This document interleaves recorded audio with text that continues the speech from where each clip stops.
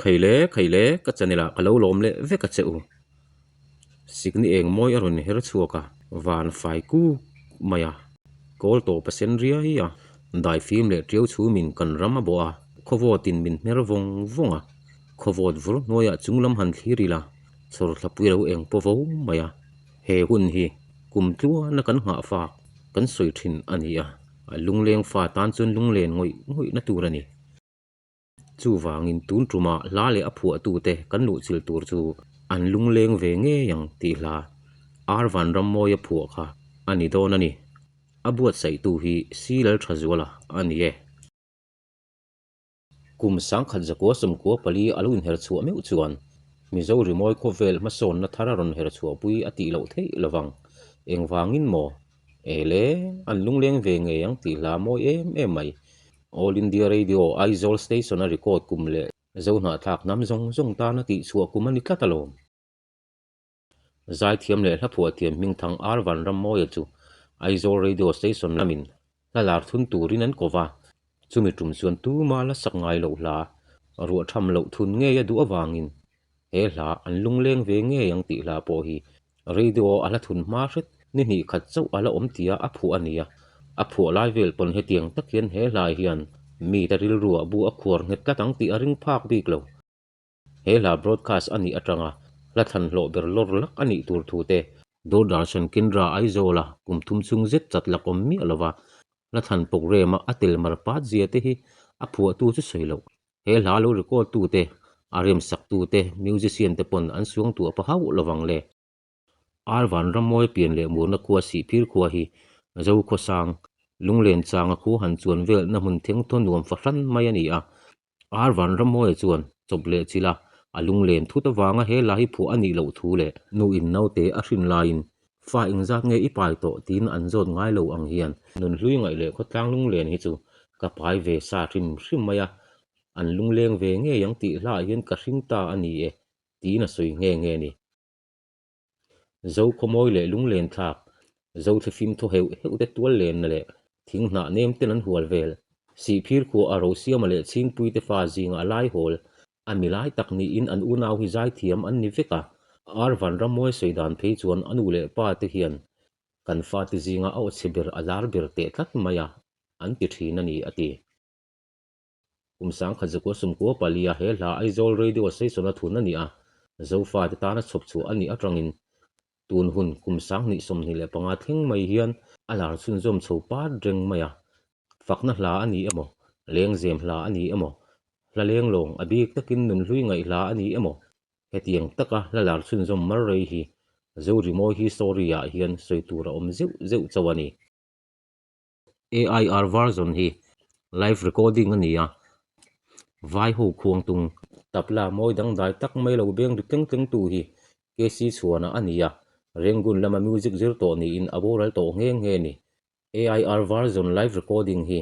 a moi dang dai ber chu ania hemi tumang guitar moi takalo pera guitar solo te lo siam tu hi lal eng zawa nia per khuang thui thum lo per tu ming hi ama arvan ram moi ngei po hian a thei bik to lova alung leng lu tukanga a chuak thei to lo te po anima na arvan ram moi hian la sum thuma tanga sum libor vel a phua to a pathian fakna hlamoi takte po phua telin kumsang khat zako somriat pako a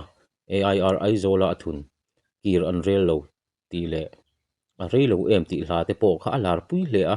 fakna hla than hlo ber zinga tel pha ka kiran rel lo ti hla phei hi chu RTC lal du omi po in alar pui hle thina ni kha an lungleng ve nge yang ti hlain radio manga zo rimoi khovel angor ngin nu loka Aizawl Doordarshan Kendra lama thun le ani a hemi tuma music arrangement buai pui tu chu ti melody guitarist lo ni ta than thonga kha ania he lamoi tak mai music video a nula mel thatak arvan ramoi sira lo thu ve kha lucy dal mangai ani kha tuna Norway lama om to ani AIR Aizawl station le Aizawl DDK kal tlanga zo na thak nam chitin te mu thei le ngai thak theya chhop chu ani nuwa audio album an lungleng ve nge yang ti chu kumsang khajako sumkua pakua kuma tlangzar ani zui le a Mizoram khokar zong alir thei tlanten an pe na sat em awangin zoram chunga kongpui poimo bi ka ti chuan lir thei tlan reng hian an lung leng ve nge yang ti hla hi an tlan pui chu mai zunia mole ngai te u he hla ti dang dai bik riau tu chu an lung leng ve nge yang ti tuipui ral tonga tuipui ral hovin grammatically a third person amang hi ania nun hlui liam nu ko kir thei ni to si lo te chu ama chawin a don thin bik lawang a thian ngai na tom tak tak te po khan an don ve thinanga an hre chuak ve thinanga an lung leng ve nge yang tia a thian te ril ru tur thiam taka atalan sak dai mai te hi dang dai ve takania o a thurem khom dan hi adang dai bik riau maya audio album a tingtang per sak tu ming pia guitar solo moi tak mai kham ni kham me waroi pui nen ngai thak thamani khovel moi na leilung ti moi tu khuanu kut chuak pangpar tin vulchuk mai te tang dung hu nom tham han in kham ton vel duai mai te a bom vel tu thal ro mai jam chiai mai te le thing na nem vir thleng tin an chem on ton siau mai te tang dung ro pui tak tak kara lam lian kal koi nge mai te nan paltang ral khat hla taka zo kholian vak lo lang tle neu te rang va in chung lang te neu te han thlir chang ni te hian kan lung len na chuan sung tu na khovela min jin pui vonga mit khap kar lek chungin nun hlui liam nu min chui kir tira nun hlui ngai hla kan sa a kan aw chhuwa puya kan ngai tha thin ani hi ole khatiang kha he hla lo pian chu chan le he hla kan chui zaw thei te chu ania tuna chuan hla kan ngai thlak main a hla tu hi kan soilang ve le ange a chang khatna om ko har changin ka don vel thina he hring nun parang vul lai ni te mual min liam san thin kan hlim ni ten man lai an chang zo ngil an har nge a thunon den rual du tenen lim te in zai tin kan vor lai kha ka ngai thine thian te kha kan len na adang zo ta si ka ming an hriat chu changin kan nun dan thin an don kir ve anga an lung leng ve nge yang chang ni na han hoi vel hian tlang tin dam diai thal ro mei jing riai len kol eng le chem dam ti phim le thing na nem le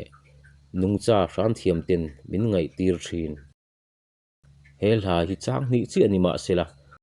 zo fa te thin lung adek na em mai thunga voi khat pian mana lung leng lo fa kan om lo ve chu kan lung le na hri thatur chuan he hla hi atok em ani ole tuna chuan an lung leng ve nge yang ti hla arwan ramoi phua chu in ngai thatiang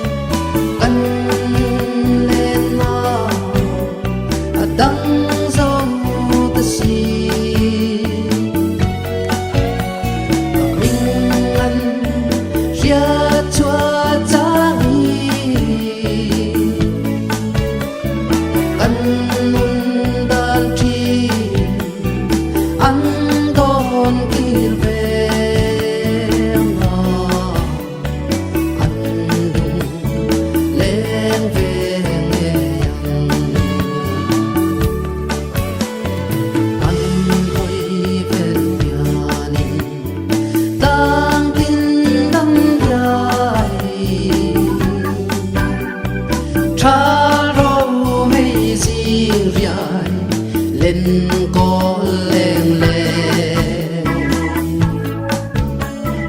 trên tâm thì phim lệ thinh hà nên nung cha ram thiam tên ngày tiết tri bên hoa tu tê nê lim tê sai tình gắn vô lại khá ai chi nê chiang tê khá căn lên na đắng dâu tê si mình ăn ria chua cha mi căn mun lui tê ăn đòn kia về ăn ngò ăn lưng lên về nghe yang